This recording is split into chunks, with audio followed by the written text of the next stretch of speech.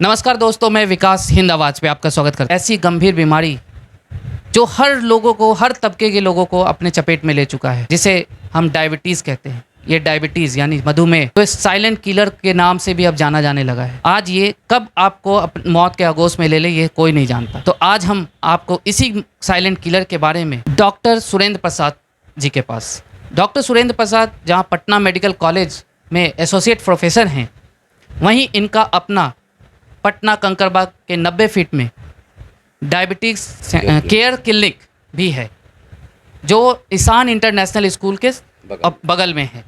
तो आइए हम जानते हैं आज ये साइलेंट किलर क्या है, कैसे हमें अपने आगोश में ले रहा है। हिंद आवाज में सर, डायबिटीज़ पहले बताएं क्या है।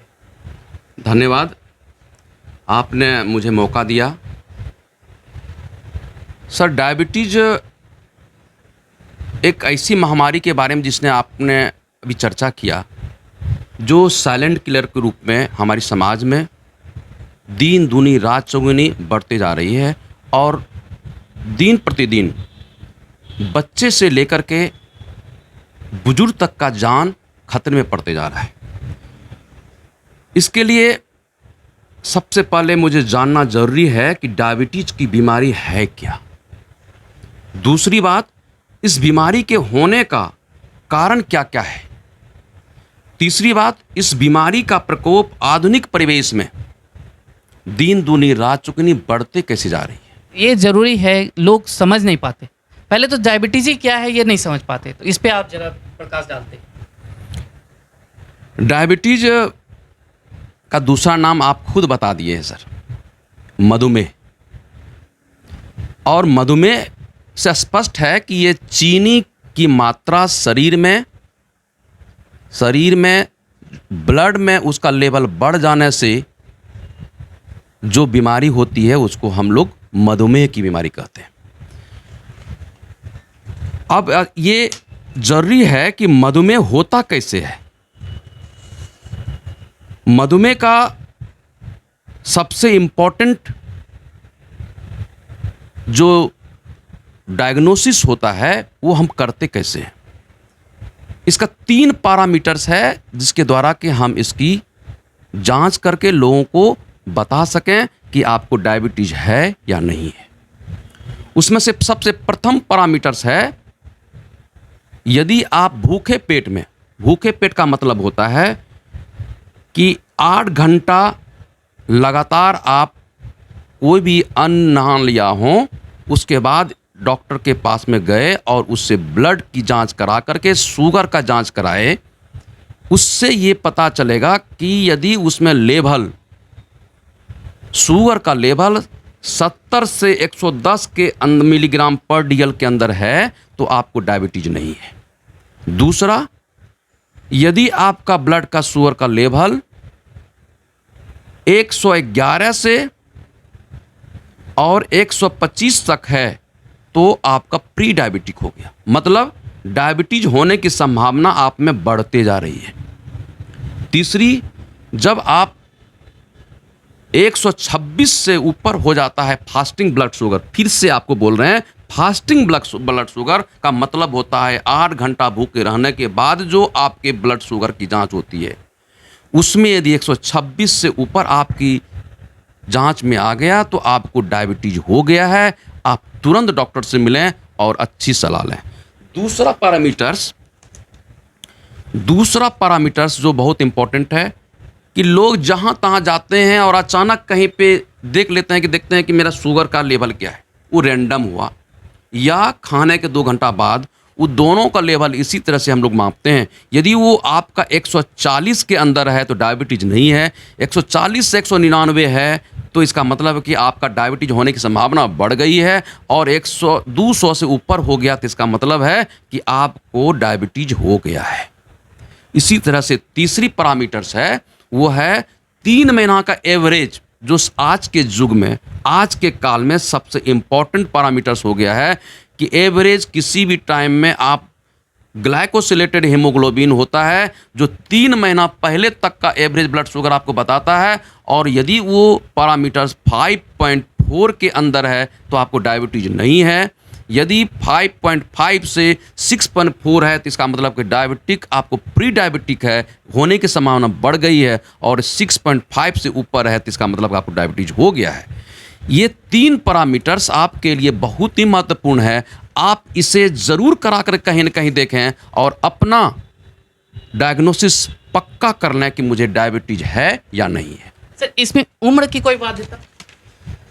जी, आज के युग में ऐसा हो गया है कि हम लोग तो देखते हैं कि रोज़ रोज़ बीमारी बढ़ती जा रही है। बुजुर्ग में तो है ही, बच्चे और युवा भी इसमें सफ़र करते जा रहे हैं। इसी के लिए आज ये कहना कि कोई एक उम्र के लोगों को ये हो रहा है, ये मुश्किल है। जी, मदिरापान भी करते हैं, मांसाहार भी करते हैं। जैसा मैंने आपके इसमें इंट्रो में भी मैंने कहा कि आज आपकी खुशी कब गम में बदल जाए ये कहा नहीं जा सकता। जी, जी। जिसका साइलेंट किलर, ये साइलेंट किलर आज हर लोगों को है, तो उन्हें क्या आप जानकारी देने चाहिए डायबिटीज जैसे गंभीर रोग उनके ऊपर हावी ना हो पाए? सबसे पहले मैं बताना चाहूँगा, आपका जो प्रश्न है बहुत ही इम्पोर्टेंट है पब्लिक हेल्थ के लिए। और पब्लिक हेल्थ के लिए जो चीज़ होती है वो सबों के लिए सबसे इम्पोर्टेंट होती है। उसको लेकर के मैं बताना चाहूँगा कि ये बीमारी किसमें ज़्यादा होने की संभावना होती है। पहले ये जानिए कि इस आदमी में मोटापा बढ़ रहा है या मोटापा का लक्षण दिन प्रतिदिन उसमें वजन को लेकर के काफ़ी चिंतित है, वो एक बहुत बड़ी चीज़ है, बहुत बड़ी समस्या है। दूसरा, ब्लड प्रेशर जिसको ऑलरेडी पहले से है उसका एक बहुत बड़ा इम्पोर्टेंट है। कमर जिसका मोटा होते जा रहा है वो भी इम्पोर्टेंट है। कोलेस्ट्रॉल का बढ़ना, थायराइड हार्मोन का बढ़ना, यूरिक एसिड का बढ़ना, अल्कोहल लेना, कोल्ड ड्रिंक्स या सॉफ्ट ड्रिंक्स ज़्यादा लेना, ज़्यादा कार्बोहाइड्रेट युक्त भोजन लेना, या खाने के अनुपात में आप शारीरिक काम नहीं करते हैं, ये सारी चीज़ें आपके डायबिटीज को बढ़ाने का काम कर सकता है। अभी जिस जगह पे हम लोग हैं, यहाँ पे डायबिटीज़ केयर क्लिनिक पटना में जाने जाते हैं डॉक्टर सुरेंद्र प्रसाद सिंह के नाम से। लेकिन इसके अलावा भी मैं बहुत सारा चीज़ लोगों को यही सलाह देते रहता हूँ कि आप प्रत्येक आदमी के, यदि कोई मेरे यहाँ डायबिटीज़ का पेशेंट आते हैं तो उनको हम सिर्फ दवाई नहीं देते, दवाई के साथ साथ सलाह देते हैं। वो भी सलाह खान पान में क्या सुधार करेंगे, आप कैसे योगासन करेंगे, कितना चलेंगे, कितना मॉर्निंग वॉक करेंगे, और क्या क्या चीज़ अपने जीवन में नहीं खाएंगे जिससे कि आपकी परेशानी बढ़ सकती है। उसमें से सबसे इम्पोर्टेंट है कि लाइफ स्टाइल को बदलना होगा आदमी को। ज़्यादातर बैठकर काम करने की आदत छोड़नी पड़ेगी, आरामदेह ज़िंदगी की ख्वाहिश को बदलना पड़ेगा। फैटी और ज़्यादा मीठा एवं स्वादिष्ट भोजन को लोगों को छोड़ना पड़ेगा। एडिटिव युक्त खाना जो यूजुअली फ्रीज या फ्रोजन पदार्थ में पाया जाता है, पेस्टिसाइड्स युक्त अनाज, सब्जी एवं फल, उसको अवॉइड करना पड़ेगा। ऑक्सीटोसिन का यूज करके लोगों ने गाय को दूध ज़्यादा प्राप्त कर करके लोगों को, पब्लिक को बांटते हैं, उसको ज़रूर आप नज़रअंदाज ना करें। कुरकुरे, चिप्स, कोको कोला जैसे अनेक वस्तु में जो हैवी मेटल्स एवं उसको स्वाद बनाने के लिए बहुत सारे हानिकारक पदार्थ उसमें मिलाया जाता है, जिसका डायरेक्ट प्रभाव आपके शरीर में पड़ता है। और वो प्रभाव आपके पंक्रियाज, जो बीटा सेल्स जहाँ पे कि इंसुलिन की उत्पत्ति होती है, उसको डैमेज करता है। और एक दिन ऐसा होता है कि आपको शुगर होने की संभावना ज़्यादा हो जाती है और आप इससे सफ़र करने लगते हैं। अधिकतर यंग जनरेशन एवं बच्चे इसका सेवन ज़्यादा करते हैं और उसमें आज के दिन में डायबिटीज़ ज़्यादा से ज़्यादा मिलने लगा है। और उसी वजह से हम ये कहना मुश्किल हो गया है, हमारे लिए कहना मुश्किल हो गया है कि ये बीमारी सिर्फ बुढ़ापे का है, कि युवा का है, कि बच्चे। अल्कोहल लेने वाले लोग हैं, उन्हें क्या क्या चीज़ों पे सावधानी बरतनी चाहिए? जो लोग अल्कोहल लेने वाले हैं उनके लिए मैं क्या कहूँ, सबसे इम्पोर्टेंट तो यह है कि पहले तो मैं ये कहूँगा, यदि आपसे अल्कोहल छूट नहीं सकता है तो आप धीरे धीरे उसको कम अमाउंट में लेना शुरू करें। और अमाउंट इम्पोर्टेंट है, और फ्रीक्वेंसी भी इम्पॉर्टेंट है।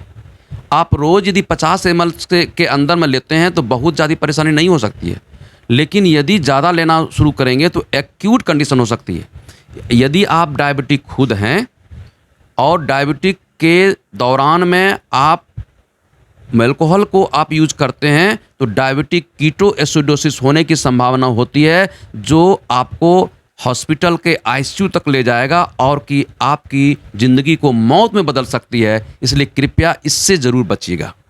दूसरी बात कि यदि आप डायबिटीज हैं और मेडिसिन लेते हैं तो मेडिसिन की मात्रा को अपनी खुशियों में भी कभी भूलिएगा नहीं।